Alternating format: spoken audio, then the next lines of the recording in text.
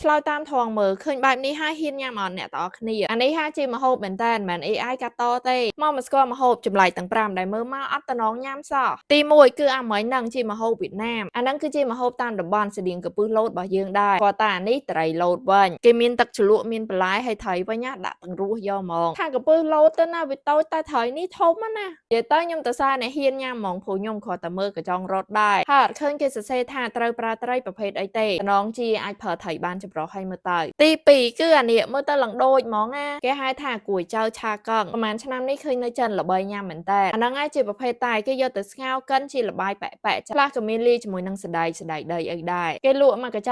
ប់ចឹងហើយដល់មកញ៉ាំតទេក៏បានខ្ញុំថាវាមិនសូវឆ្ងាញ់ដែរព្រោះមើលមុខអ្នកញ៉ាំទៅដឹងហើយយកទៅធ្វើជាទឹកលីជាមួយទឹកដោះគោក៏បានដែរទោះបីវារូបរាងចឹងមែនតែផ្សំឡើងពីតែចឹងទៅអញនិយាយបានថាអត្ថប្រយោជន៍វាដឹងតែច្រើនខ្លាំងមកទី3គឺតៅហ៊ូដោះផ្សិតអាហ្នឹងក៏របស់ចិនដូចគ្នាតៅហ៊ូហ្នឹងមុនដំបូងតៅហ៊ូធម្មតាហើយដល់មកគេដាក់វាឲ្យហប់ប្រហែលថ្ងៃក្រោយមកចេញផ្សិតសបែបហ្នឹងតែនៅអាចញ៉ាំបានអ្នកខ្លះគេយកទៅចៀនឲ្យបានញ៉ាំតែអ្នកខ្លះវិញញ៉ាំទៅទេចឹងហ្មងអ្នកខ្លះទៀតលាយគ្រឿងហឹលចាខ្ញុំទៅមើលគេញ៉ាំហើយគេនិយាយថារសជាតិខាងក្នុងហ្នឹងគឺទន់បែប creamy ឃើញពេលខ្មែរយើងទៅចិនគេញ៉ាំដែរគាត់ក៏ថាឆ្ងាញ់ដូចគ្នាទី4អានេះក៏មើលពេលម៉ោងបាយជាប្រភេទម្ហូបចិនដូចគ្នាគេហៅថាឈាមជ្រូកត្រជាគាត់តែឃើញក៏ស្រីវដែរចេះតែញ៉ាំកើមុនដំបូងគេកាត់ឈាមជីដុំដល់មកក៏លាយគ្រឿងហុតខូកហ្មងនៅវៀតណាមក៏មានអាប្រភេទចឹងដែរគាត់តែជាប្រភេទឈាមទាបើឆ្អិនចេះតែញ៉ាំបានហើយតែឆៅចេះមួយអត់ហ៊ានមកគាត់តែមើលក៏គួរឲ្យព្រឺដែរទី5ជាម្ហូបទូគីវិញម្ដងមានឈ្មោះថាស៊ូរ៉ុំឈីសជាប្រភេទឈីសតសៃដុះផ្សិត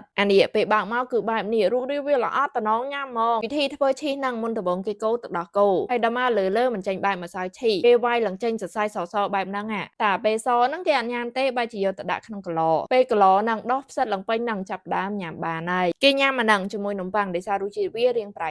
តែអាហ្នឹងឮល្បីថាកាល់ស្យូមច្រើនខ្លាំងមែនតើរសជាតិឈីសឡើងដិតចឹងអ្នកចូលចិត្តឈីសកុំភ្លេចសាចុះអ្នកទាំងអស់គ្នាវិញបន្ទាប់ពីមើលហើយហ៊ានញ៉ាំអាទីប្រមាណដែរកុំភ្លេចខមមិននៅខាងខម